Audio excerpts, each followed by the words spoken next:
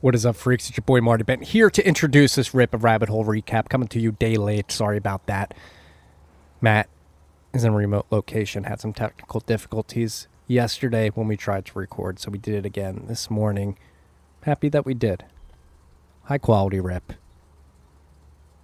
Good old get together between Uncle Matt and Marty. A lot to talk about. A lot going on in the world right now. It's a beautiful day. It's a beautiful Friday. Let's end the week on a good note, freaks. Let's go into the weekend with some energy, with some RHR. All right, this rip was brought to you by our good friends at the motherfucking Cash App. Cash Apps help you stack sats, send sats, receive sats, and sell sats if you so please. We're saying sats, sats, sats, sats, sats, sats, sats, sats, sats, sats, sats, sats, sats. Because sats are the standard. There's 100 million Satoshis in one Bitcoin. You don't have to buy a whole Bitcoin. You don't have to buy a fraction of Bitcoin. You can stack whole sats, and Cash App makes that extremely easy. You can DCA into sats. You can buy daily, weekly, bi-weekly. You can set it and forget it. You can get sats back with their Boost program sometimes. Your Boost program, you use their Boost card. It's accepted anywhere Visa's accepted. And you have the Boost enabled, and you get cash back or sats back sometimes. Cash App can also be your bank account. They're offering account numbers and routing numbers to get your paychecks direct deposited into the app, streamlining the stat stacking even quicker. Cash App's doing incredible things. If you haven't downloaded it yet, make sure you do so using the code STACKINGSATS, STACKINGSATS. You're going to get $10 when you download the app using that code, and $10 is going to go to our good friends at Owls Lacrosse. That's Owls Lacrosse. Owls Lacrosse. This rip was also brought to you by our good friends at Unchained Capital. Unchained Capital is here to bring you freaks incredible services. We're here to talk about their white glove concierge service. It's going to take you from zero to having a multi-sig vault set up with 1,000 bucks worth of Bitcoin in it in no time. All right. So what's going to happen is you tell them TFTC sent you. You're going to get $50 off right off the bat. And then the Unchained team is then going to walk you through multi-sig. What is a multi-sig wallet? They're going to have video conferences with you. They're going to walk you through their Vault program specifically. How does their Vault product work? How do you interact with it? The way it happens, or the way it gets set up is you hold two keys. They hold one key. Unchained holds one key. It's a 2 or 3 multi-sig. Since you hold two keys, you always have full control over your sats in the multi-sig Vault. But if you're ever in a pinch and you need Unchained to be that second and 2 or 3 signature, they are there for you. Again, they're going to make you fully comfortable with this process. They're going to get you familiar with it. They're going to get you hardware wallets. They're going to help you get comfortable setting up that hardware wallet, protecting the seed phrase, protecting the derivation path of the multi-sig wallet. And then on top of that, at the end of the day, when you're all comfortable, they're going to dump 1,000 bucks worth of sats into the wallet. So they're going to take you from zero to a multi-sig with 1,000 bucks worth of sats in the wallet in no time. All right, they're gonna hold your hand with their white glove. You can wipe your ass a little bit if you need it. So we have a special link to this offer in the show notes. So go check that out there, and then go check out everything else Unchained is doing. Their blog, their other services. They're doing incredible things. They're growing. They're expanding. They're doing great things for Bitcoin. So go check them out at www.unchained-capital.com. That's www.unchained-capital.com.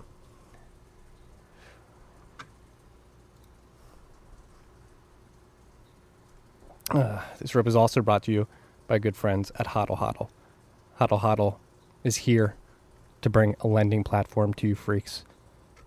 Lend.hodlhodl.com is a new non-custodial, no KYC, no AML, completely open platform that allows you to use your Bitcoin as collateral and get stablecoin liquidity immediately. So the way it happens is you put your Bitcoin up as collateral, you find a counterparty who's willing to lend out their stablecoins, you put your Bitcoin in a multi-sig escrow, you hold one key, counterparty holds one key, Hodl Hodl holds a third key, And so the beauty of this is that you always have visibility into the multi-sig, meaning that you know that your sats aren't being rehypothecated by anything. It's a beautiful thing.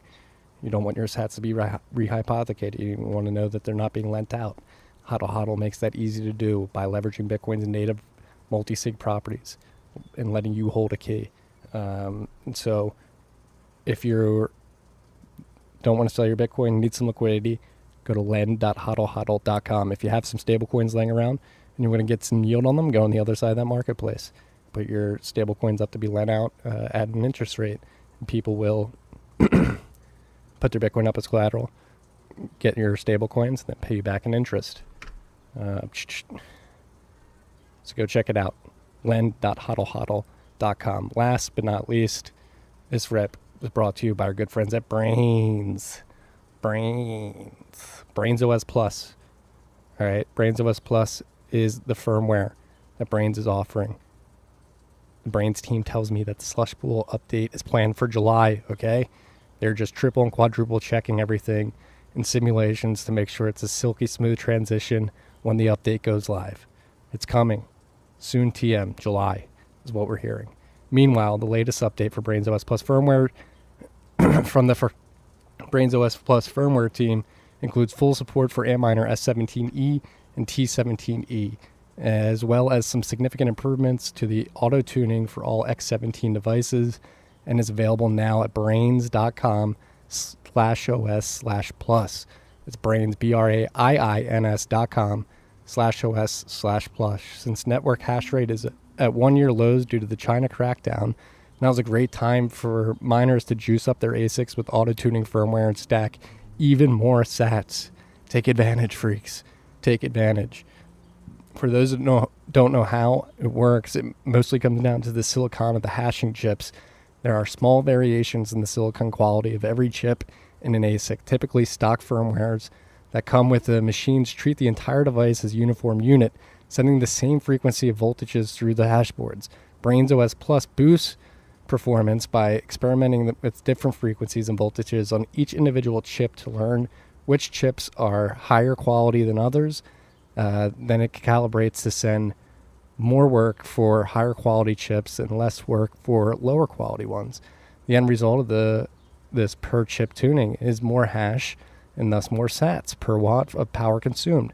Currently supported devices are the Antminer S9, S9i, S9J, as well as the S17, S17 Plus, S17 Pro, T17, T17 Plus, and the ones just added, the S17E and T17E. Next up are What's Miners, of course, along with the S19s from Bitmain.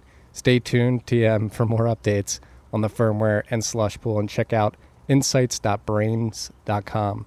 That's insights.brains.com for content, stats, charts, and mining profitability tools to stay up on top of everything happening in the mining industry. Shout out to the Brains team. Shout out to everybody. Shout out to you freaks. Still on the mend here, getting back into it, so bear with me. Thank you guys for listening. Enjoy your weekends. Enjoy your life. Enjoy your life. Take care.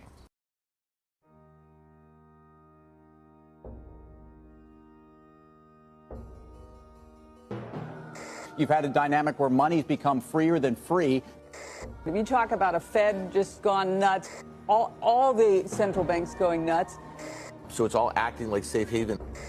I believe that in a world where central bankers are tripping over themselves to devalue their currency, Bitcoin wins. In the world of fiat currencies, Bitcoin is the victor. I mean, that's part of the bull case for Bitcoin. If you're not paying attention, you probably should be. And we're going live. So ball's in your court. The ball is in my court. What is up, freaks? Welcome back to Rabbit Hole Recap. A day late. Sorry about that. We had some technical difficulties yesterday. Matt is in a remote location, living his best life. We're here, though. Early Friday morning rep. Let's end the week on a good note. Matt, are we going to get overly emotional today? Is that what we're here to do?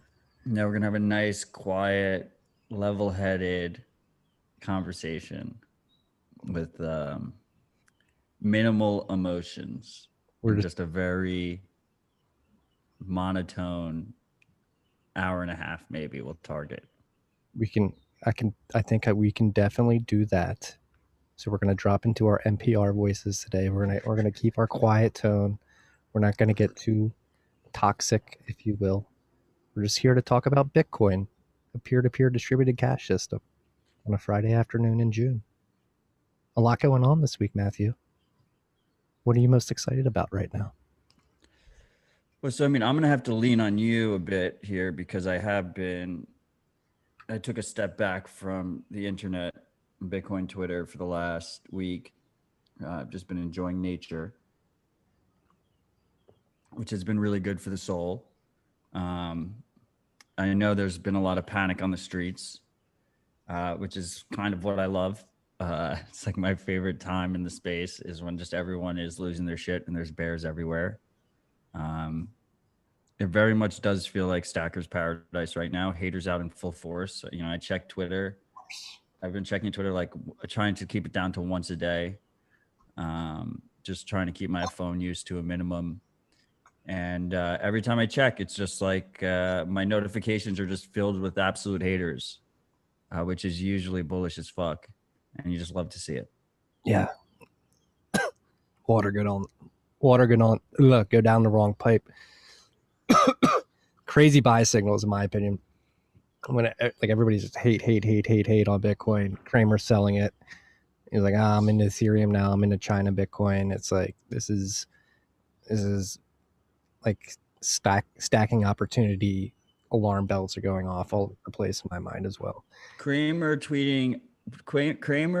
panic selling on Tether FUD and Chinese Bitcoin banning FUD is the most mainstream eternal September we've ever had. Like this is almost exactly the kind of FUD that wrecked people last cycle, but this time is coming from like a mainstream finance talking head who has a Bitcoin podcast every morning.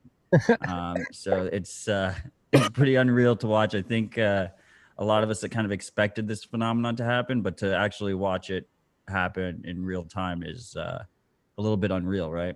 Yeah, a lot going on. Bitcoin is. I wrote about it in the Bent last night. I've watched for some reason. I watched a lot of CNBC this week, and it's crazy. I focused on ESG and their coverage of ESG, but they've been talking about Bitcoin at least once every 20 minutes on every show. At least. It's basically the most watched Bitcoin podcast network in the world now. Like that's what CNBC has become. They've just become another Bitcoin show. Yeah, but it's a pretty Bitcoin show. They have. Well, look, most Bitcoin shows are filled with shitcoiners. This is a prolific thing that's happened. It always happens. When we started this show, I think the Bitcoin only landscape was very small. It's been fantastic to watch how much it's exploded, and there's just so much Bitcoin only content available. But historically, the majority of Bitcoin content was intermixed with tons of shitcoin content. And that's what CNBC is, right? It's just they have shitcoin equities and, you know, shitcoin fiat that they're talking about all the time and shitcoin bonds that they're talking about all the time. And but it's the same kind of concept, right? Yeah. They had Katie Hahn from Anderson Horowitz. They were parading her around yesterday, the woman who persecuted Ross Ulbricht, and she was shilling NFTs and all that bullshit. And Anderson Horowitz, new $2.2 billion fund. You hate to see. And she was being paraded around as like an expert, like industry leader. Made me sick to my stomach. But before we get into everything, let's get to the dashboard. Well, before we get to the dashboard, Marty, I just want to say you're looking a lot better today than you did yesterday. Do you want to talk to the freaks a little bit about what you've gone through the last week? Yeah, I just have a bit of an illness, getting back on my feet and feeling good. Knocked on my ass for a few days there. COVID, right? You're scared to put me on the spot. Yeah. Of course I'm going to put you on the spot. We've been talking about it all fucking year. I got the vid. Been recovering from it. Ivermectin. It works. really turned my life around within a couple of hours. So yeah, I think I had caught it down in Miami during the conference, and it lagged a little bit. It didn't catch me till really like Sunday morning of this week. Knocked me on my ass for a few days.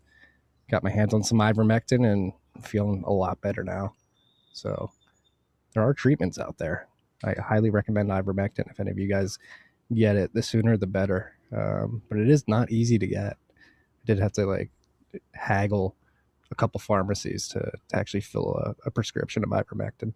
Was it a prescription or it wasn't over the counter? Yeah, it was a prescription. Well, you look visibly better than yesterday, so I'm glad you're on the up. Thank you. No, I think the content's gonna shine through today. According to Clark's dashboard, the price of Bitcoin is $33,085. One cuck buck's going to get you 3,023 sats. It's the most sats you've been able to get with the cuck back on RHR in some time. We are block height 688,795. The next difficulty adjustment is in 677 blocks, estimated to be on July 1st, 2021, and it is going to be a negative 21% difficulty adjustment as of right now. That's because blocks are coming in at 12 minutes and 39 seconds on average since the last retarget. That is due, obviously, because of the great Chinese mining exodus that is going on right now. There are 15,176 transactions in Clark's mempool. Transaction fees not that high. And there, drop from when we recorded yesterday, but not a precipitous drop. Samurai unspent capacity whirlpool is 2,995.39 BTC. We were popped over 3K for a little bit there. Yeah, back under. Yeah, so where should we start? You want to start with the Chinese migration? You want to start with 3,000 Bitcoin in post whirlpool UTXOs, and the haters would have you believe that no one uses that shit. That's, that's a lot of fucking Bitcoin. Could it be more? Yeah, sure. Well, let's make it higher. Yeah. Start whirlpooling, freaks. Get your Ronin dojos set up. Get the sats in there. Be conscious of fees. All that good stuff. Well, Marty, the mempools are never going to have a backlog, so we don't have to worry about fees. It'll just be one sat per byte forever. Yeah. Well, let's talk about that.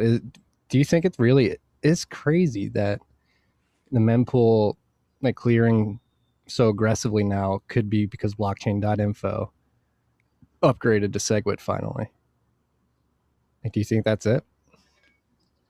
I think most people are using custodial regulated platforms and they're not withdrawing from exchanges. And if they do withdraw from exchanges, they're sending it to a custodial regulated wallet. What custodial regulated wallet? Well, Anchorage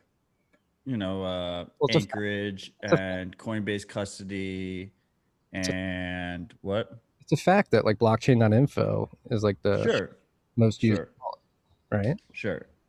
The bulls, the on-chain bulls would have you believe that it's a combination of SegWit, which has a lower fee burden based on the weighting mechanism, the SegWit addresses, and Lightning, Lightning is inherently a batch transaction. And then also more efficient use by exchanges of batch transactions, native on-chain batch transactions, ideally with SegWit to reduce their block space burden. Sure, those all contribute to it. But I think ultimately, most people that are getting onboarded right now are not taking custody of their own keys. And they don't have an on-chain role, that presence, right? Freaks, if you're new, go through the process, start learning how to take possession of your own keys. And like I said, we talked about this last week or a couple of weeks ago. There's definitely a lag, though, like a 6 to 7 month lag period of first purchase on a custodial exchange to, all right, maybe I should take control of my keys. Not everybody goes through it, but certainly a percentage of the funnel does. Oh, 100%. I think it's even longer than that for most people. And I'm not trying to blame the freaks. I think the freaks are, I think our people are the exception to that rule for the most part. Yes. Um, but I think it's awfully convenient, and I'm extremely bullish. I'm always fucking bullish. So don't accuse me of being a fucking bear about it. But I think it's easy to get into this like lazy excuse making where you're just like, oh, it's all rosy and stuff. Like, I think in practice, I expected more people to be consuming block space at this point in Bitcoin's history than are currently doing so. And I think most of that is because of these custodial services and exchanges. If you want to go get your 6% interest on BlockFi and use your favorite influencer's reflink to do it, you're leaving the chain and you're going over to BlockFi, right? And you're going to give them custody of your coins, and they're going to go and they're going to mix it in with Gemini's wallets and lend it out and do all this other fucking shit. And you're not going to see that on chain, right? Yeah. Speaking of that, and custodial wallets, let's just segue right into something that happened overnight that we didn't get to talk about yesterday when we tried to record first. The El Salvador wallet, Chizo, I think, is the government issued wallet that they're giving to the citizens and airdropping $30 worth of Bitcoin. And what are your thoughts on this? I'm not a big fan of it off the bat. What are your thoughts?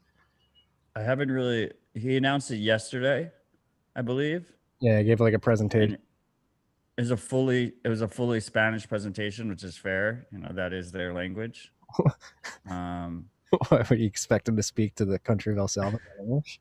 No, my point is that I don't really understand the specifics of that wallet. Are you aware of, like, is it forked from an open source wallet? I assume it's completely custodial.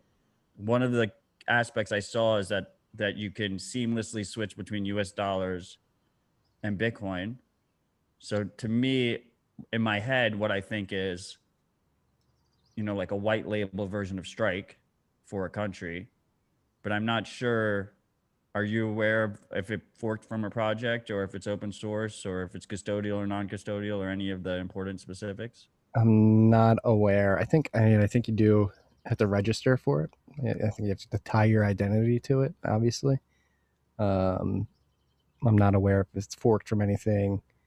They use the help of Strike. Camilla Campton is saying in the show, in the comments, live chat. So it'll be interesting. Hopefully, She said it definitely has KYC. yeah, it's Chivo, not Chizo. Chivo, CHIVO. Yeah. So yeah, I think this is kind of what you would expect in this type of situation, is that you'd have a custodial KYC wallet that allows people to move in and out of fiat and Bitcoin. And you give that to people as like a base level, if they need to accept Bitcoin as a merchant and they have no experience or know what they're doing. And specifically with, we have critics who say that the legal tender bill says, you have to accept Bitcoin if you have the means to do it. And this kind of wallet allows people to basically just accept Bitcoin as digital dollars.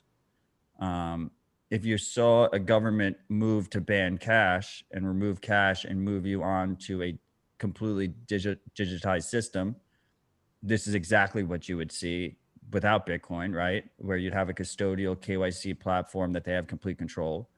I don't think it solves any kind of the unbanked issues. The whole reason people are unbanked is because of regulatory cost and regulatory burden and being able to identify people and push them through KYC systems. The nice thing, though, is that you have that, which is not a great setup, but it is what it is, and it's kind of what we'd expect, especially in the introductory periods.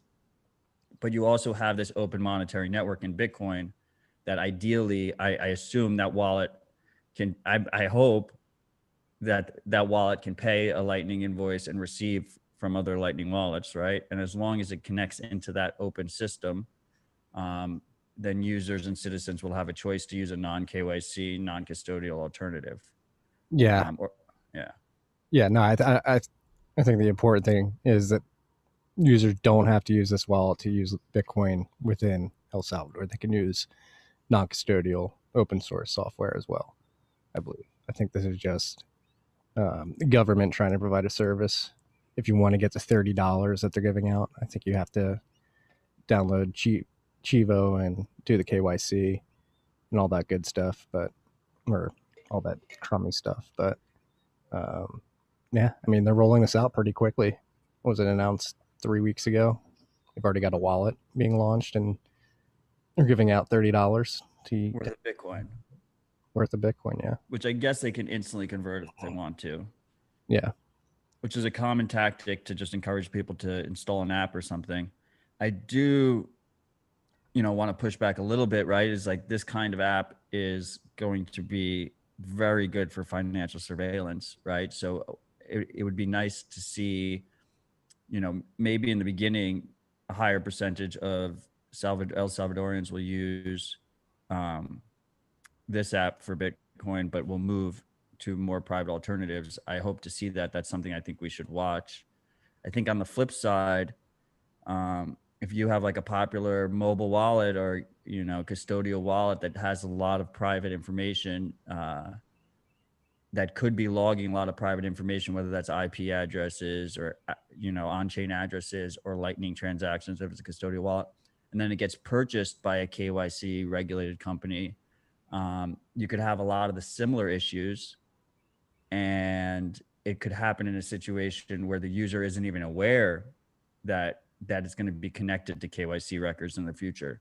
So at least here it's already, it should be more visible to the user, I assume, because they're going to come in and they're going to have to provide their ID and stuff, than if something flips to KYC after the fact, which I expect us to see more of in the future. So in either regard, we really just want users to hold their own keys, not use custodial services, and ideally use wallets that use their own node or use a friend's node so that they're not leaking all this network level information, IP addresses, stuff like that, to Lightning transactions to a centralized provider.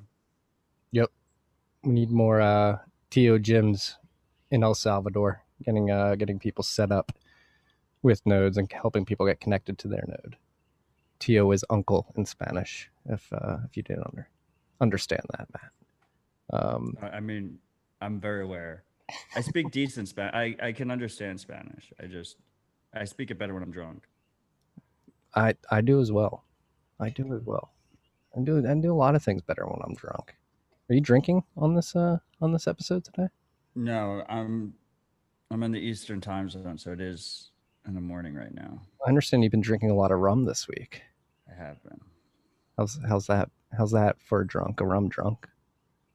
It's very summery. Have you been singing a lot? No. Okay. All right. Well, next topic, Chinese migration. It's happening. As I alluded to while on the dashboard, hash rate's fallen pretty significantly. Blocks are coming in around 12 minutes and 40 seconds on average. Looks like China's finally cracking down. The Bitmain had a big VIP conference last weekend in which they were letting their big clients know where they may be able to end up in the U.S. specifically. And Kevin Zhang from Foundry Services shared a slide from that presentation, which highlighted over 10 gigawatts of capacity in the U.S. By 2022. I'm a bit skeptical that that's going to be able to be fulfilled within quick order. Capacity in the U.S. is already pretty tight for North American miners alone, but then taking on an influx of the largest part of the mining industry on top of that over the next 2 years seems a bit wishful, if you will. So I think this migration is definitely happening. Miners are definitely unplugged. They're definitely either sitting in warehouses en route to places that did have capacity, But I think a lot of these miners are going to sit on the sidelines for a bit, just because the generation capacity needed to fulfill that demand needs to be built out, and that takes time, 9 to 18 months at the earliest in a lot of places. And when you consider the amount of pure hash rate that's looking for new homes, I think it's going to take quite a while for all those Chinese miners to find homes. But looks like it is real this time, Matt. My Chinese mining sources seem to have confirmed. Reliable sources in China. Hey, they turned out to be reliable this time. Well, I mean, look, I said a couple weeks ago or a month ago that what I wanted to see was some, more verifiable proof that this kind of crackdown is happening, because we've seen time and time again that you cannot really believe anything that's coming out of China, and everyone has a book to sell you. I don't think it's a coincidence that the overwhelming majority of accounts talking about the end of mining in China are American miners, but we'll leave that for another day. I'm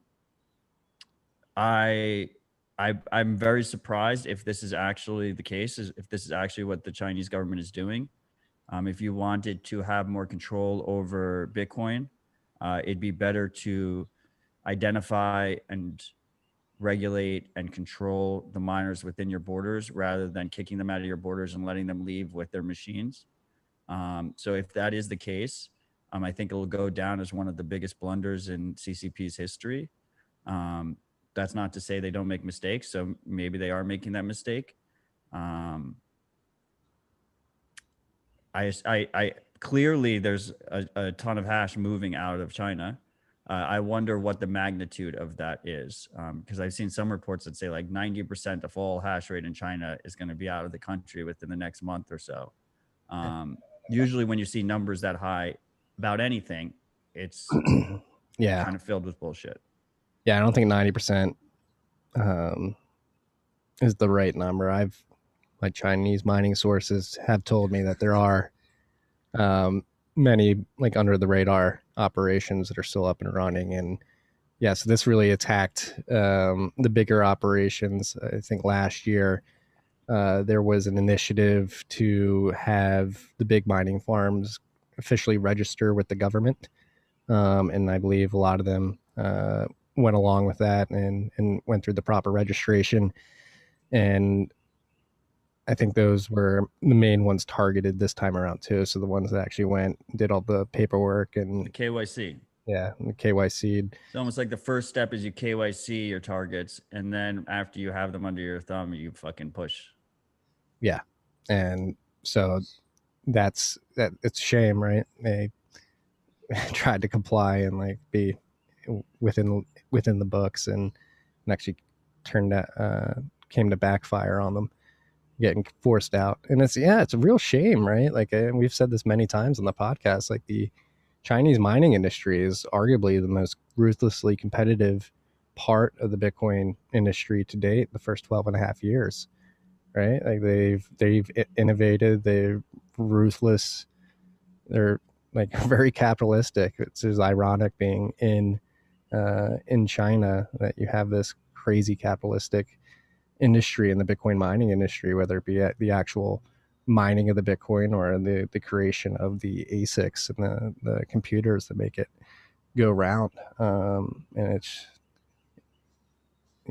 I've seen videos of actual Chinese miner citizens leaving China, being like, all right, if we can't do this here, I'm leaving. And so We apparently also saw videos of people just collapsing from COVID in the middle of the Chinese streets this time last year. So we've also seen videos that have been just constantly from other, storms and shit that happened, that they're like, oh, the Chinese miners just got flooded and all the machines broke and stuff. this is a bit different though, right? Like, I don't know, Marty. All I can say is to distill what my point is, I guess, is that no one should be surprised if authoritarian governments try and stop their people from using freedom money. and try to actively fight Bitcoin. If this is the tactic, just kicking out miners and letting them leave with their hash power, we dodged a bullet. That is fantastic. That is best case scenario. If the Chinese want to attack Bitcoin by kicking out hash rate and letting it leave their borders and from where they can control it, if the U.S. government wants to do that, that'd be fantastic. That would be the best way, the worst way for them to attack Bitcoin, but the best way for us. So we'll see how it plays out. Yeah, I think it's going to be an epic blunder. You mentioned this yesterday when we spoke, but like it seems throughout history that China's always been on the cusp of being able to take the stance of like a great superpower. And maybe we'll look back decades from now, if Bitcoin is as successful as we believe it should be and will be, China making this move, just especially considering how much hash rate had within its borders and how much good things it had going for it in the Bitcoin world. This move may be looked at as just a complete shot in the foot, and setting it back decades, if not centuries, because they just did not like that there was a free peer-to-peer distributed cash system within their borders. And yeah, so like a couple of the reasons that people are throwing out there for the abrupt kick out of the miners, capital flows. Obviously, mining allows you to take your yuan, buy electricity with it, produce Bitcoin, then send that Bitcoin wherever you want in the world. You can skirt capital controls. And secondarily, or not secondarily, probably primarily, it seems that the Chinese grid system is becoming better connected. They're better able to transfer electricity to Chinese citizens. And so with the increased interconnectedness of the electricity grid, Bitcoin miners started directly competing more with Chinese consumers for electricity, and that this became politically untenable.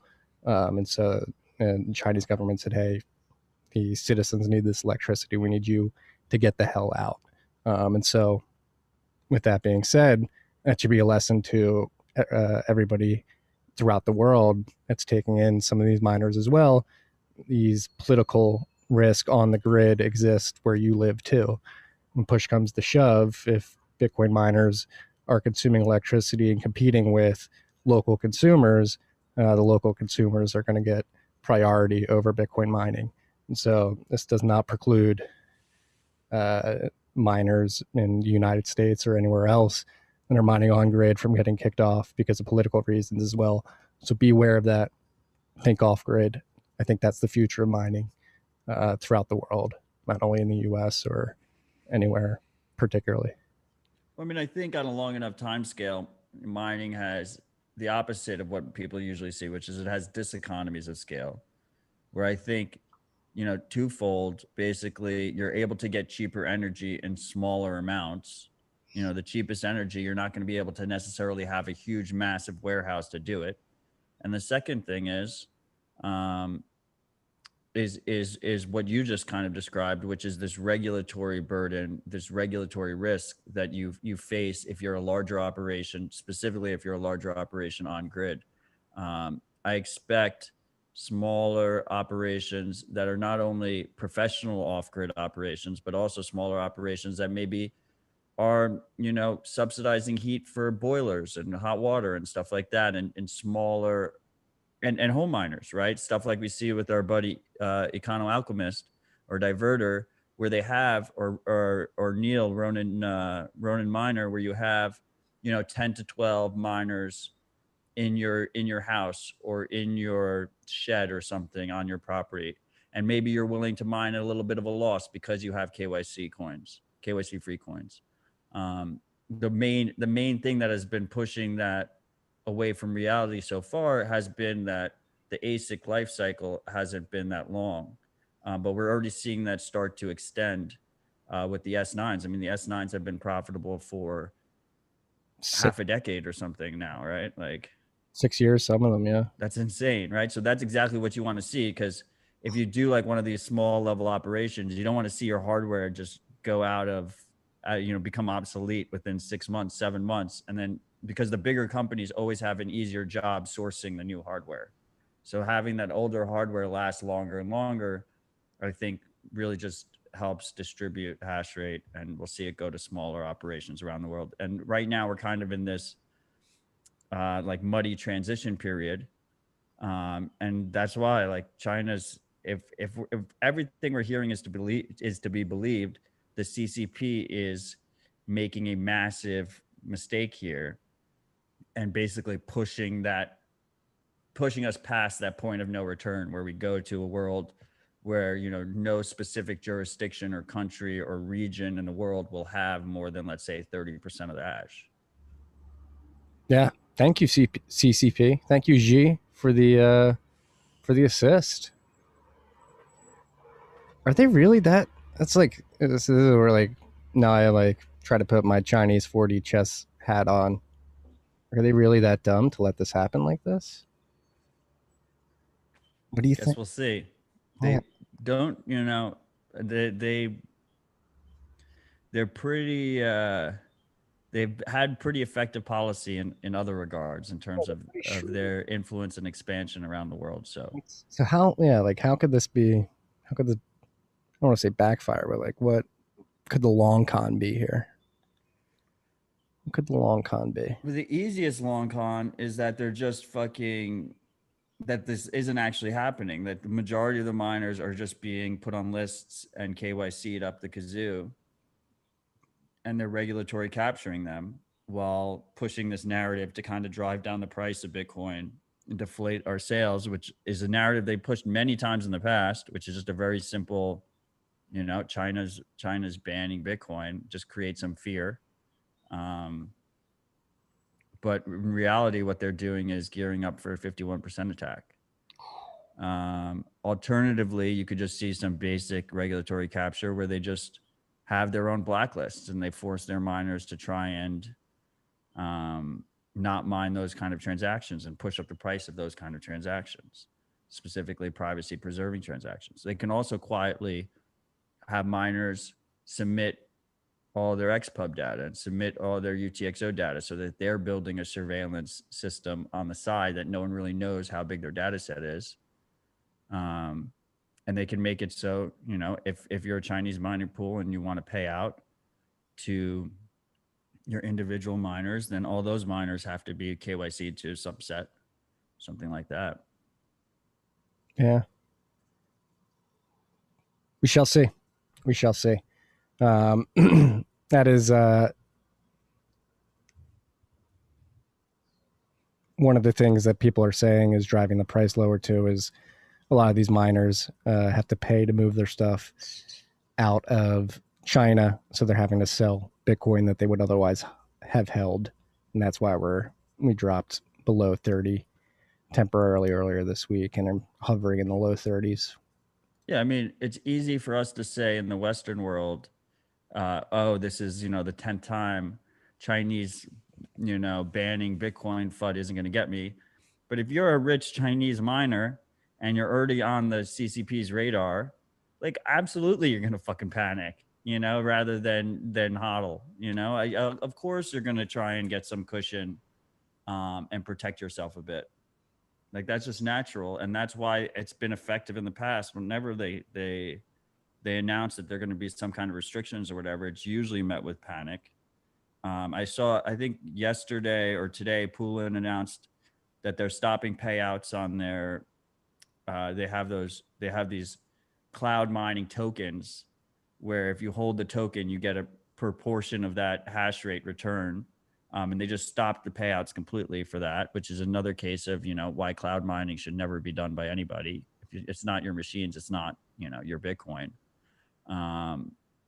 But that's them panicking, right? That's them, not sure what the regulatory environment is going to be. So they just cut off maybe they're just using it as an excuse so that they can take the Bitcoin instead of sending it out to customers right now. But yeah, just interesting watching it all play out. Really is. This is a historic moment in Bitcoin's history. I mean, if it is true, if it is happening, it does seem to be happening at least to a certain degree. Seismic shift in the dynamics of the network, particularly the mining industry. This is a huge opportunity for the mining industry outside of China. I mean, it's been one of the I don't want to say darkest clouds, but it's just been one of the heaviest sort of lines of FUD that have been launched against Bitcoin and Bitcoiners is China controls mining, blah blah blah blah blah. Now that's not true. If the migration is really happening and that turns out not to be true anymore, that is really good for Bitcoin if that hash rate gets distributed. I don't want to say equally, but distributed sufficiently across borders, across the rest of the world. So I believe a lot of the Chinese miners are going to Kazakhstan, Europe, obviously the U.S., Canada, and Latin America is on people's radars as well. So Gotta go to Volcano Mine. yeah, go Volcano Mine, go use some hydro down in Argentina. I think this is going to be good for Bitcoin in the long run. It's going to make it extremely robust, extremely resilient. And again, it's an opportunity for the rest of the mining industry outside of China to take on some hash rate, scale up, and create a dominant business as we head into the roaring 20s here. So it's an exciting time in the Bitcoin world. And it just shows how incredibly dynamic Bitcoin is. The fact that blocks are still being produced. Yes, it's a little bit slower, but you have a huge disruption of one of the largest parts of the market, literally having to turn off all their machines and move everything on the flip of a switch, the turn of a dime, and it's happening beautifully. It's so crazy to think that Bitcoin is this dynamic. Like you can have this big of a disruption, or quote unquote disruption, and still maintain block production. Yes, it's coming in a bit slower, but we'll have a difficulty adjustment around July 1st and things will get back to normal. It's the beauty And of fees aren't even up, so yeah, whatever. yeah. Bitcoin is incredibly dynamic. It's a beautiful system. Satoshi should get the Nobel Prize in economics. GBDC redemptions hurting Bitcoin demand. This is an article in Bitcoin Magazine by Dylan. This is by Dylan LeClaire. Yeah, our boy Dylan, BTCization on Twitter. Yeah, essentially diving into the fact that people are redeeming GBTC. And so that the redemptions happen, what, 6 months? It takes 6 months to redeem whatever. So people are, I guess they started redeeming earlier in the year. Now they're starting to liquidate that. Is that what's happening here? So I mean, GBTC is something that we've been following on this show for a couple months at least now, specifically the premium versus the negative, which is, GBTC is Grayscale's Look like they're selling. Looks pretty flat. is Grayscale's custodial product that trades on like your normal brokerage account or something like that. I mean, I don't think any of the freaks should use it. Commonly, when retail uses it, they use it as a 401k, an easy way into a 401k. But I really think people should hold their own keys and use our boy Vandrew's services and in collaboration with Unchained Capital. They make it very easy for you to still get those tax benefits in your retirement account while holding your own keys. But on the institutional side, a lot of people tend to be preferring it because it's very easy for them to do on a regulatory basis. It's a very low hanging fruit for them. Most of these companies, even someone sophisticated like Michael Saylor, they don't hold their own keys anyway, right? They use a regulated custodian. So Grayscale kind of just handles that for everyone. Now you have two sides of that trade. You had BlockFi basically sending out pitch decks to people trying to get them to arbitrage the premium because it was trading at like a 15-20% premium for a while. Did they want them to lever up on BlockFi? Yeah, so they would borrow the Bitcoin from BlockFi and they'd put it through the redemption process, which has a time lock because it's not a proper ETF. And the idea was by the time they got out of that redemption process, they'd be able to get that free money, which is that premium. And like most things in life, there's trade-offs, and nothing is free. And if it's too good to be true, it's fucking full of shit. And too many people tried to do that at the same time as the price started to come down a little bit. And the thing just fucking turned negative. And it's been trading negative for probably over a month now, I think. Well, that I imagine, right? Yeah, it's for a while. And it concerns me. I don't know exactly, what the concern is completely, but it concerns me because I speculated for a while, even when we had the premium, that it was going to trade at a discount after ETFs got approved, because it's still got that high management fee. It's got that 2% management fee. So inherently it should trade at a discount, but it should trade very close to par. It should level itself out, especially if you think that Barry will be successful in turning it into an ETF. Because if he turns it into an ETF, that redemption process becomes better. The arbitrage window should close, and it should come very close to par. And right now it's very below the value it should be at. And no matter how long it's been there, it hasn't come back up. So that's, to me, and we saw Grayscale they tried all these different techniques. They're like, we're going to buy $250 million on the open market. The thing barely budged, right? Like he's like, he does all these press releases. He's like, we're going to make an ETF. The thing just barely moves. So that concerns me on a separate note.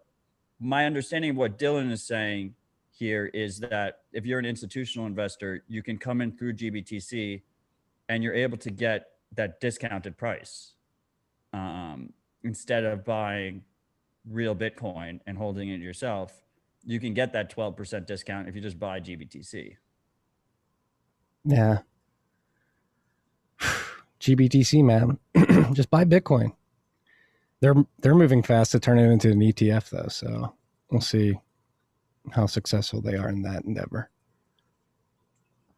I'm getting sick of GBTC talk. Yeah, I mean, if they don't turn it into an ETF and there's other ETFs that exist, it will forever trade at a large discount. Yeah. Because it's just a worse product. If they do turn it into an ETF and keep their management fee, which, by the way, they said we're going to lower our management fee, that still didn't help really reduce the discount. It should still trade at a slight negative to real Bitcoin as participants become aware that they can actually own their own Bitcoin and hold it themselves. Like that, it's a worse product. Custodial Bitcoin should always trade less long term. Someone else is holding your Bitcoin for you. Yeah. We shall see. I think that discount's going to be there for quite a while. So beware. Yeah. And you had like institutions piling in as well. Welcome to the GBTC trade. The B word. I hope they all get fucking wrecked. Yeah. Teach them a lesson. The B word in party risk.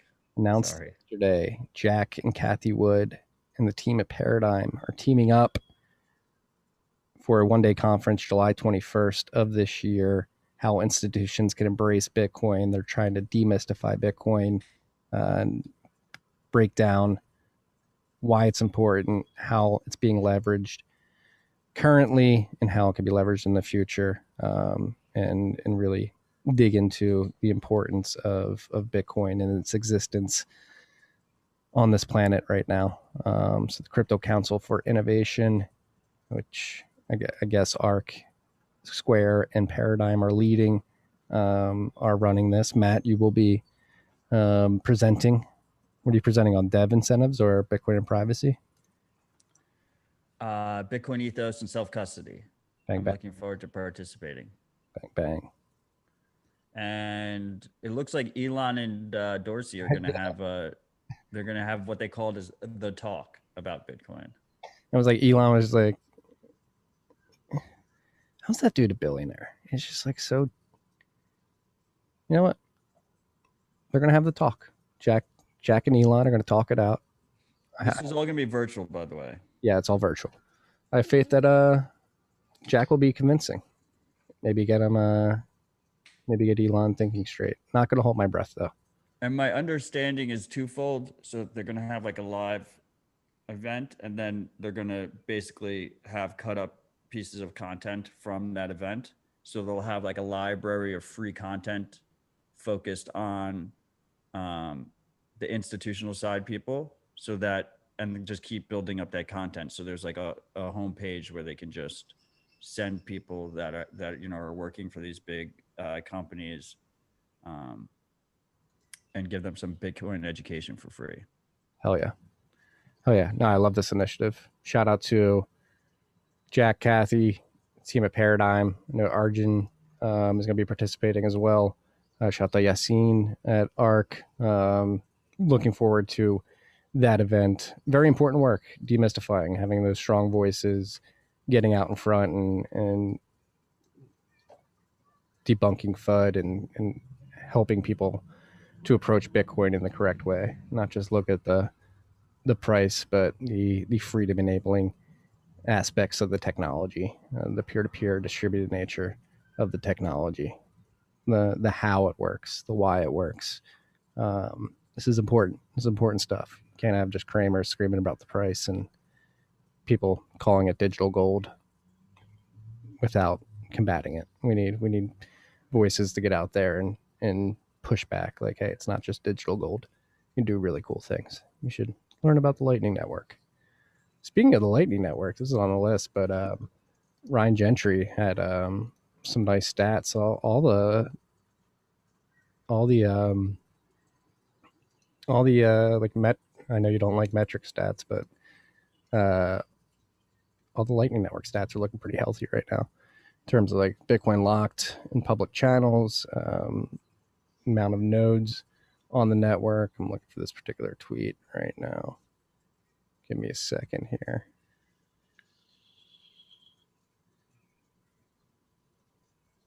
Now my internet's being slow.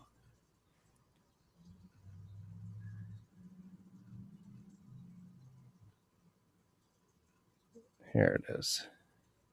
And network capacity, nodes approaching 15,000 nodes on the Lightning Network, channels approaching or above 50,000 channels right now. And Bitcoin locked public nodes is above 1,500 Bitcoin and probably more in private. Whirlpool's double that. Whirlpool's double that. Hey, both driving fees. Both driving fees, trying to at least. Apparently not. That's 1,500 is in public broadcasting channels, and then you have private channels, which are harder to determine how much is there. Yeah. You would assume there's probably more private, I would imagine. There's like probably large private channels between regulated enterprise Lightning routing nodes, like something going between Bitstamp and Strike, or Strike and Bitfinex, or Strike and their like subsidiaries that they have around the world.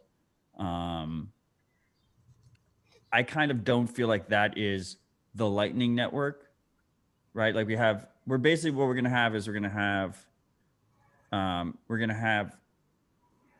the main Lightning Network, and then you're going to have these like private networks that are existing around the sides kind of, and that interact into the main Lightning Network, which is like where you see all the public channels, and you have,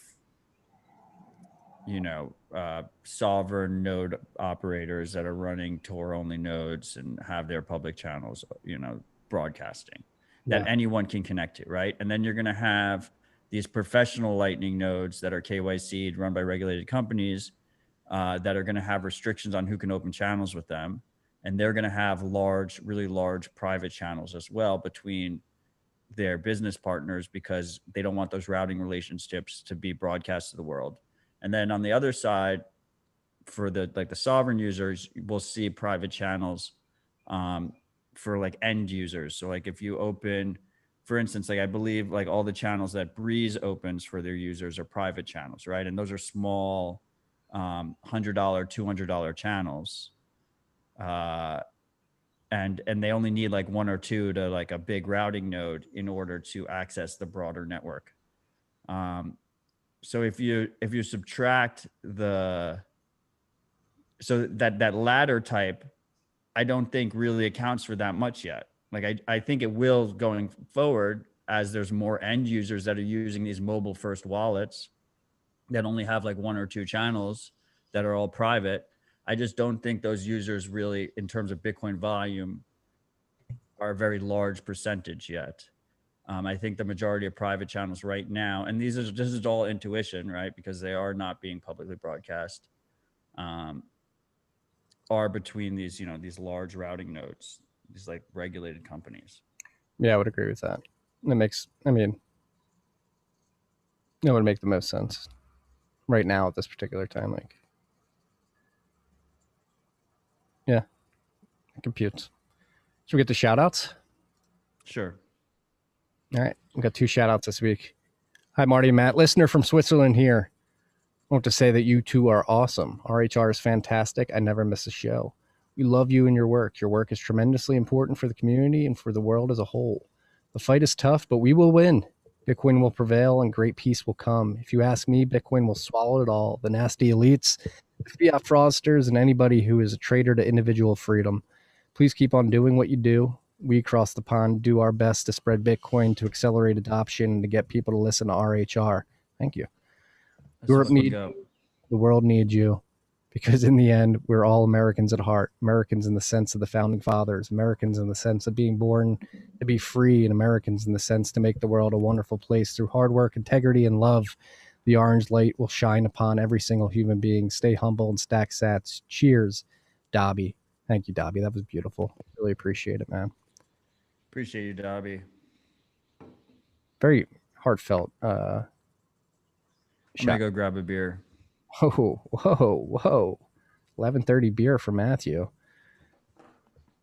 Yeah, no, thank you. I mean, like we said, we do this as a labor of love.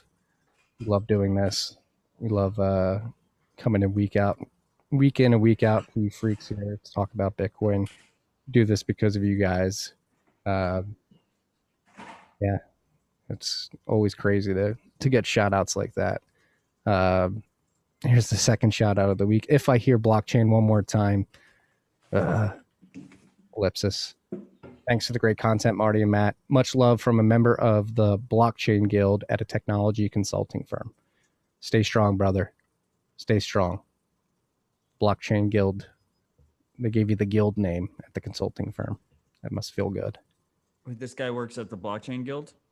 Well, he works at a consulting firm, and he's on the Blockchain Guild team. I guess that's something HR thought would be funny. It sounds like your consulting firm is short Bitcoin. It sounds like it's a short consulting firm too, right? A guild. I can't think of anything but like the Lollipop Guild from what is that? The Wizard of Oz. How about, I don't have this on the list, but A16Z launching a 2 billion plus fund and calling it the crypto fund and not writing the words Bitcoin anywhere in their fucking 4,000 words announcement is the most bullish fucking thing ever. Yeah. That is our edge, freaks. Shocker.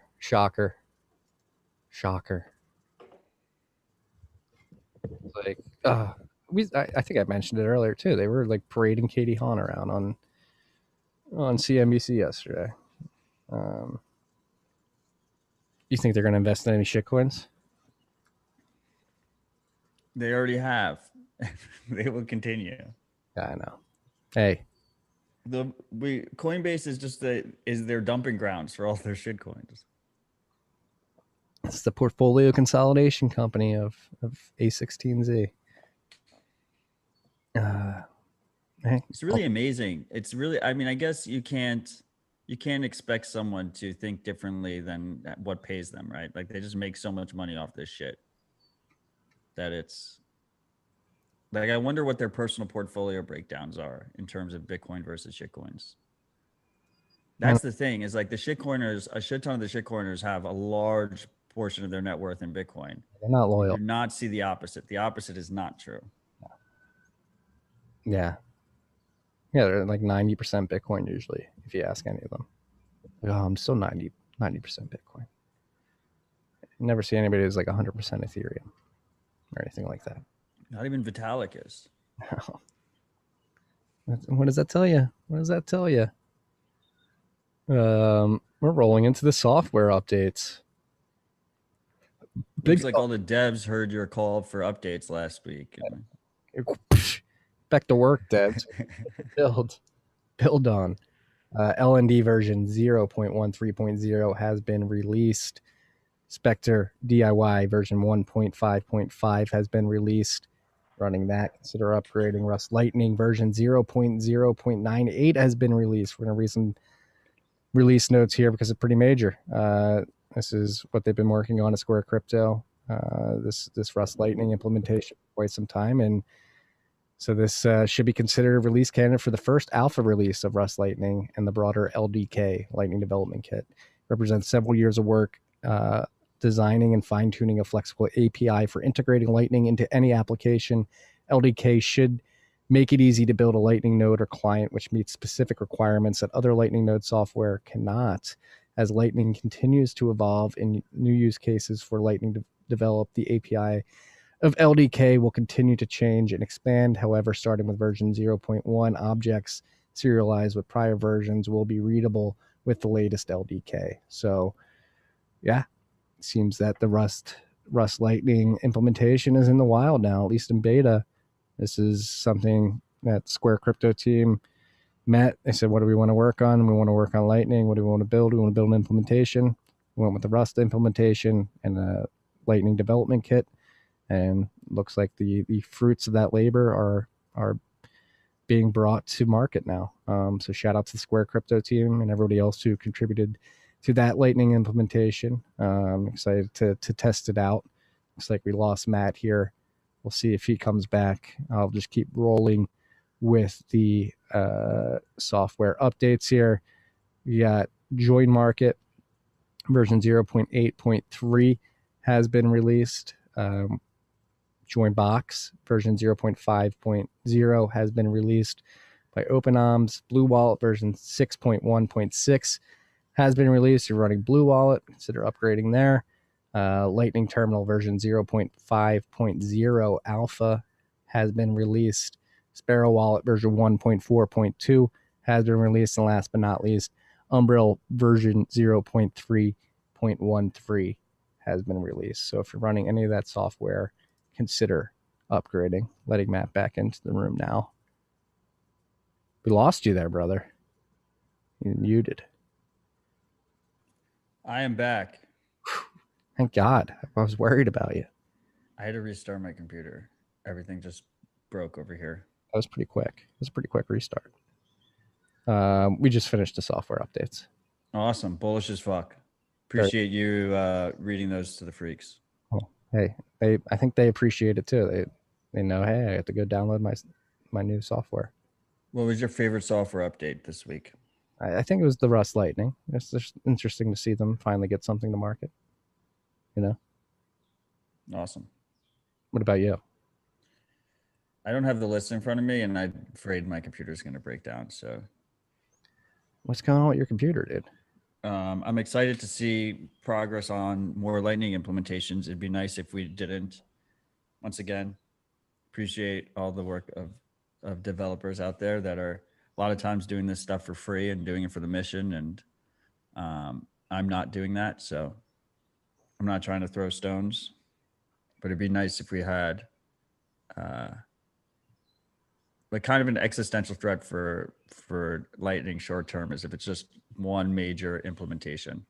So to see other performant implementations get released and worked on is definitely really good to see.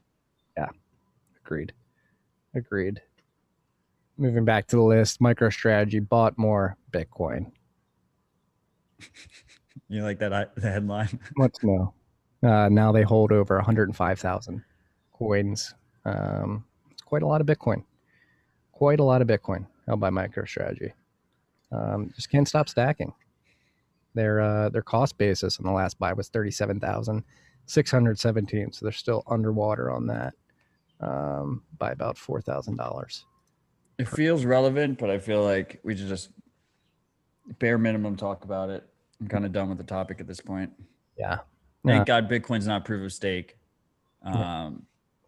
If we ever actually have a major proof of stake cryptocurrency, I look forward to these types of attacks happening on it because it's fucking inevitable. Like, of course, the corporates are going to try and fucking Well, and like the ETFs too. Like between GBTC and MicroStrategy and Coinbase, funny you say they that. hold so much Bitcoin. Thank God we don't have proof of stake. Did you see what happened to the what the Ethereum staker this week?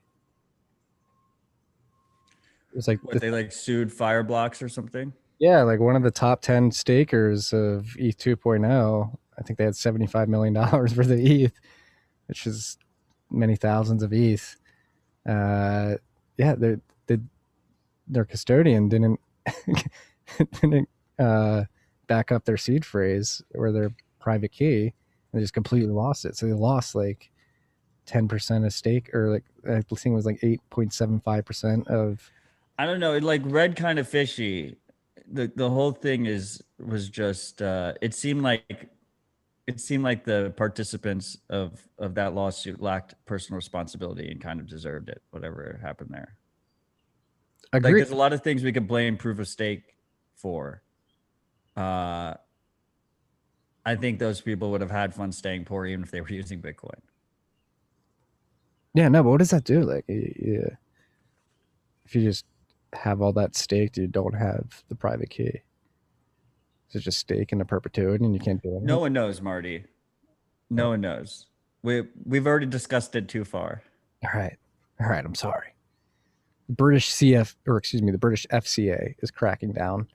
They hit 111 unregistered crypto asset firms with, what they hit them with? Subpoenas, fines? No. They like shot across the bow. Yeah, warnings. So this is very relevant because it's kind of been happening behind the scenes and no one wants to talk about it. So the FCA is the British like rulemaking body or the regulator that Bitcoin companies fall under. And they practically made the UK one of the worst major jurisdictions to launch a Bitcoin company in. The FCA has only approved 5 companies so far. So they just approved the 5th company now. And there's 111, a large portion of that 111 they just called out have been trying to go through this approval process. Like if you think the bit license is bad in New York, the FCA's process is way worse. It's extremely convoluted. It's expensive. There's no clear answers, and it's constantly moving. They're constantly moving the goalposts and attacking these companies even after they've been approved. So what does that mean? That means that we should expect, once again, most freedom-hating governments to attack freedom money. And they are going to do it from these kind of different bases. And on the short term, that's going to suck for the citizens of those places, especially if you're trying to launch a business that interacts with these things. But ultimately, long term, it should mean that we see these businesses distribute out to better jurisdictions where they're treated properly, right? Yeah. It's a shame the British do not like freedom anymore, if they ever liked it at all. The FCA cracking down, making it prohibitive to run a Bitcoin company. It's a shame. It's a real shame. Hopefully it doesn't happen here in the US outside of New York. Speaking of New York, Mayor Frontrunner, he seems to want to make New York a Bitcoin city. Dude doesn't even know what Bitcoin is. He just was saying buzzwords. Yeah, he's like, we're going to bring Bitcoin.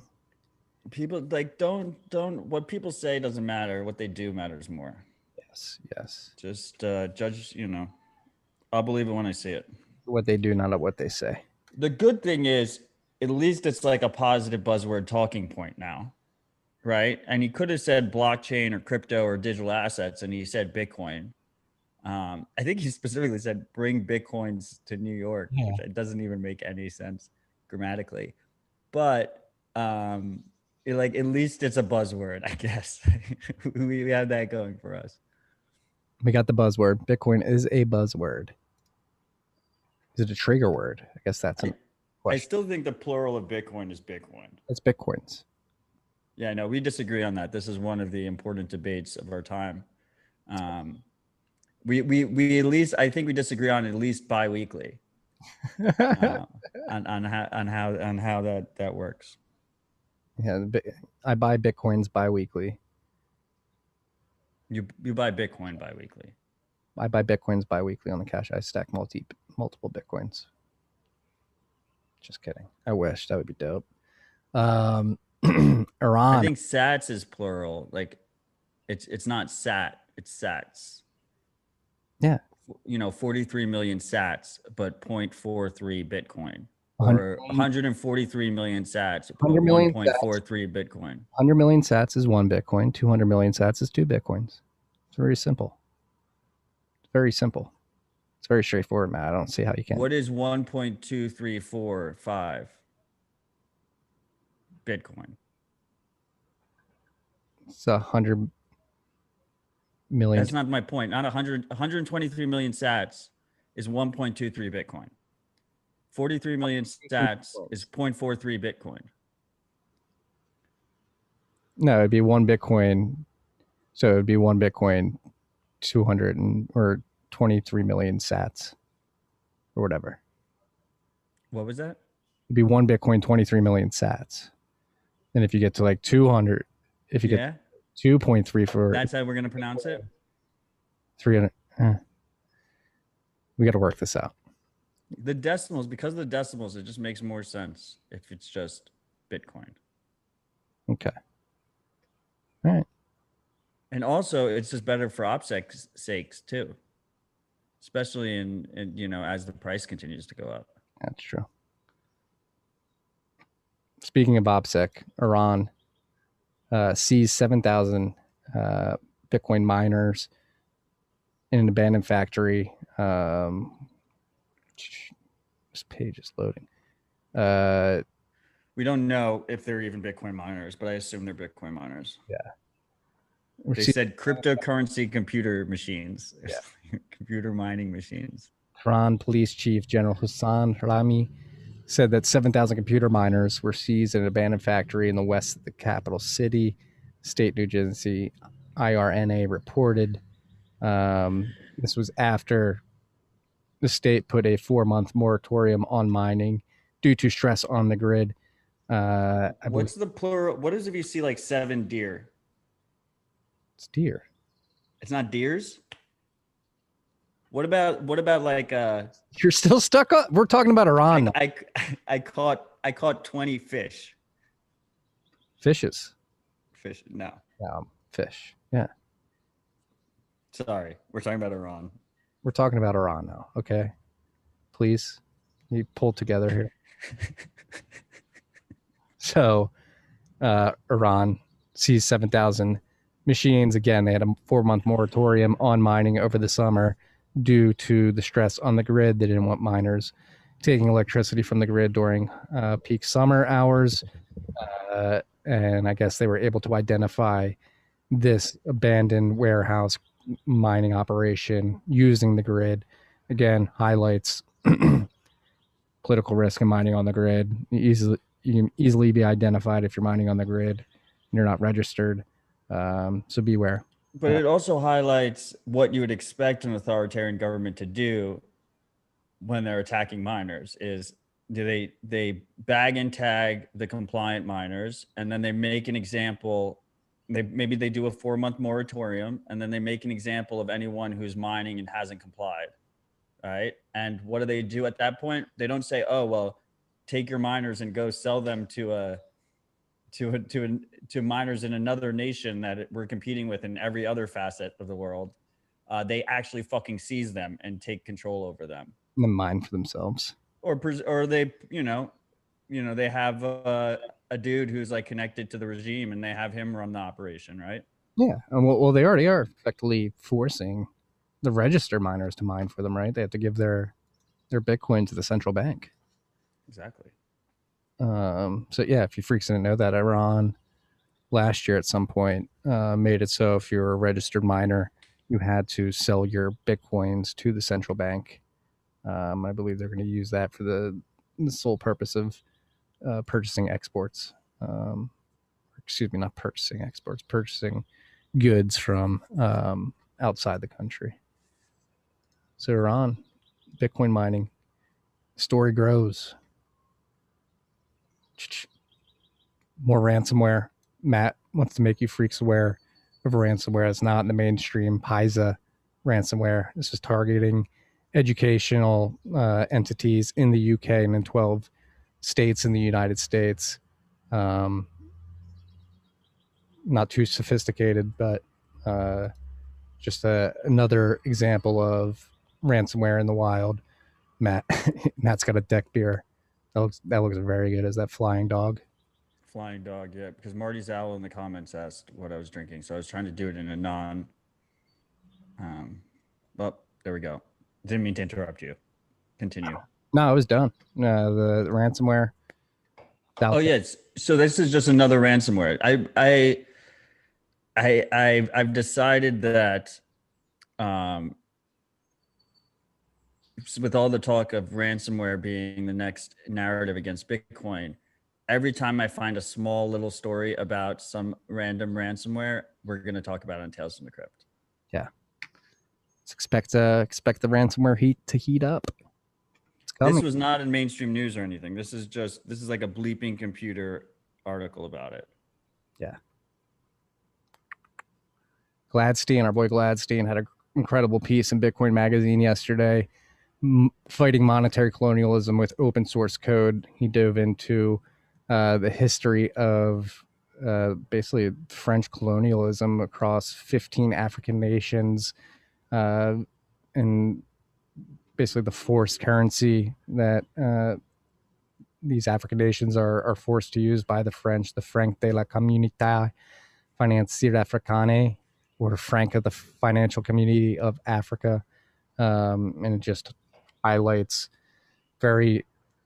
in a very detailed fashion the ways in which colonialism still exists, and the ways in which the French government is just basically manipulating the currencies of the African nations that it has this weird control over, debasing the currency overnight many times over, and really putting these African nations at a terrible disadvantage. And he also highlights how Bitcoin can help these nations and be a better alternative than this currency controlled by the French government, which is completely detached from the African continent. So very illuminating story. Gladstein doing a great thing to put this stuff out bi-weekly. Incredible content, incredibly in-depth, well-researched. He does interviews with a couple of Africans on the ground who have lived through this and have been subjected to the debasements of this French currency, and now they are getting into Bitcoin, advocating for Bitcoin as well. So beautiful to see. Yeah, I love that our boy Gladstein has been, releasing these posts every 2 weeks, focused on the ills of fiat currency, basically, because people don't ask what the history of their money is and how their money has been used by centralized actors to influence policy decisions and make people's lives worse in a lot of ways. And he kind of just pulls that argument, instead of being, Bitcoin's bad, to let's have a discussion about your existing money, the money that you just take for granted, that you just expect. Just really quick, Marty, what is the plural of ransomware? Ransomwares. It's definitely ransomware. It's ransomwares. I agree to disagree. You're gonna die on this hill, Marty? Maybe this is the hill I die on. It's not going to be BitCloud. It's going to be Bitcoins.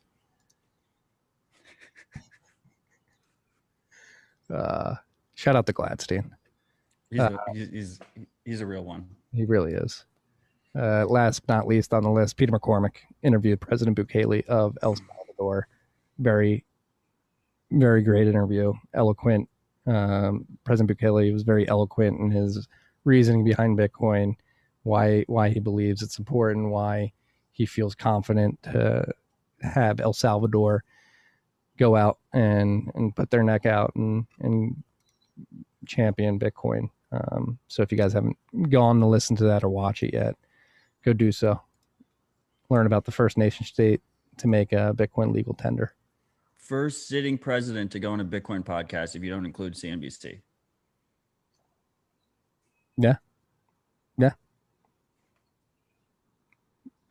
That seems big to me. That's the big headline. Boom. CNBC got front ran too. It was beautiful to see. Whew. Have anything to riff on here? This is good. This is so much better than yesterday. I'm happy we recorded this. Yesterday, I was like, I tried to go to the top of this cabin, and I was just doing it on my cell phone speakerphone on. Marty was in bed. It was we love you, freaks. We'll ride or die. We'll be here every week. It's been 3 years every fucking week. Can't stay away. You guys make it worth it. I had, what was it? Cypherpunkpay.org. Is a new BTC Pay alternative that a freak sent me that he's been working on that I have not tested out yet, but the idea is to be more lightweight and has a bit of a different trust model. You don't have to use your own node. It randomly uses blockchain explorers, different Bitcoin explorers, and it uses different Tor circuits for it. So it does it in a relatively private fashion without using your own full node, kind of geared towards being more accessible for activists to accept donations, which is one of the use cases we've been talking about a lot on this show. I have not tested it out myself or looked at the code in any kind of way, but this is like a call to the freaks who are interested in that type of thing, which I think there's many of us that are, to look into it because it does seem like an interesting project. Cypherpunk Pay is a modern self-hosted software for accepting Bitcoin on ClearNet and Onion websites. Project prioritizes simplicity and privacy, being a single Linux daemon. It is easy to install with no dependencies and near zero configuration. It will run fine on a $5 VPS. Boom. One thing I want to bring up too is something I read about the Ben earlier this week, article in Recode highlighting two things that I like to talk about. One, the stress on the Texas grid and ERCOT. And two, spyware. Apparently, there was a program in Texas with some of the energy companies. If users signed up, they basically hooked them in with the chance to win $5,000 off of their energy bills over the course of a year. And so people obviously signed up, hey, get $5,000 off, but they didn't realize, I guess, in the fine print, it said, if you sign up for this, we can manipulate your thermostat remotely. And so during the heat wave last week, apparently a bunch of people started noticing that their Nest thermostats were up to like 78 degrees and they couldn't change them. And that was because they basically signed away the rights of the control of their thermostat to the energy companies. And when the grid got stressed out last week, the energy company went to these people who signed up for this program and turned up their heat to reduce the load on the grid. So it just highlights the fragility of the grid in Texas, which is still mind blowing. And then the power you give up with these spyware devices. So throw your Nest out, throw your Alexa out, your Google Home, whatever it is, get them out of your house. They're just attack vectors. You correctly pluralized spyware. I think we're going to see more and more of this surveillance capitalism, people opting into it, giving up control of things that they've historically controlled locally for more convenience and easier costs. It's going to get worse and worse. And then more people are going to get burned. And as people get burned, as their friends and family get burned, as they read on the news about other people get burned, but especially as they get burned themselves and they touch the stove themselves, they're going to start to realize why it's important for us to take sovereignty over our lives again, specifically in the digital realm, which is growing, a larger part of our lives every day. And at that point, we really need to have the platforms and the tools available for people so that they can opt into the more sovereign option. And I think that it's a lot more productive getting that ready for when people are ready, rather than trying to push people to be ready when they're not ready yet. I think when people sense a need, they will seek out the better alternative, and we need to be ready for them in that situation. Agreed. So crazy. They can just, it's so creepy. Fucking in the middle of a heat wave. Sweat. I mean, You go yeah, that is that. But one thing is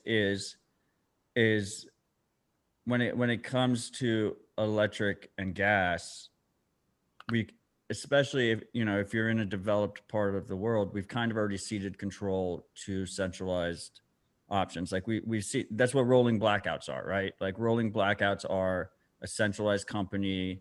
The grid operator is trying to ease portions of the grid, so they'll roll blackouts in certain areas and keep on the lights in other areas and switch. What really scares me is like the Ring cameras getting normalized. Yeah. Because doorbells were never a centralized fucking third party. And now people are completely fine with every single person going in and out of your house is just going to an Amazon server somewhere and like 5 other servers. Like that's fucking crazy to me. Going to the cops. What was that? Going to the police too. Like they have like a partnership with police departments. And it's technically opt-in, but like you're peer pressured into doing it because you don't want to be the neighbor who's like, what are you doing? What are you doing over there? Like you're not opting into the thing. So you have this like social peer pressure. And then like on top of it, it's, I go over to a friend's house or whatever, and I'm like, like, why are you exposing this to me? Right. It's super frustrating. It is. It's only going to get worse, and then it'll get better. There'll be some major hacks. There'll be some major issues that come up. Well, there is already, like, people's thermostats are getting manipulated. We've had like the instances of people's children being spied on remotely and like talked to through like the rings. Like, it's already very creepy.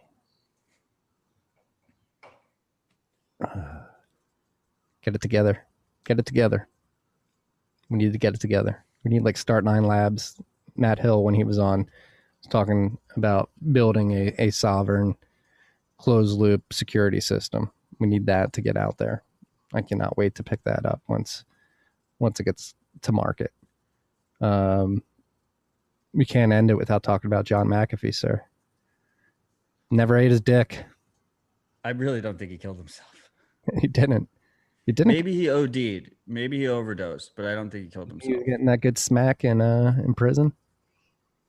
I'm not going to pretend he was like a legend or a king. Like people are like, God, cheers to a real one. Like dude was a fucking scammer and he was an asshole. But he lived life by his own rules. And I do not think that he was the type that would kill himself. Neither do I. Which begs the question. I don't really think he had that much dirt. If that's the question. There's a lot of Epstein theories going out there. I mean, he pissed off a lot of people. I think it's a very different case. I just don't. Yeah, I think the default should be that if someone tells you that someone committed suicide, you should just assume they didn't first. And like that goes with me as well. Like I will never commit suicide. Like you should be inherently skeptical if that is what they say. I love life. I've got a son. I'll never commit suicide. Okay. We have someone in the comments mentioning this. Like I'm not giving any more time to the asshole who refuses to take personal responsibility. And I just want to say I'm still a bit disappointed that more public Bitcoiners didn't stand the fuck up here, because I think, frankly, it's pretty obvious what the fuck happened. And I've said my piece already, and that's it. Yeah. We don't need to waste any breath on that. I mean, it is write less. I guess that's all I would say. It's a real shame. Very quick fall. I mean, people act like this is a rare thing. This happens all the time. Yeah. People get too hot. It's the common ending for this type of story. Yeah. It's almost poetic how predictable it is. How beautiful, how predictable it is. Who's next?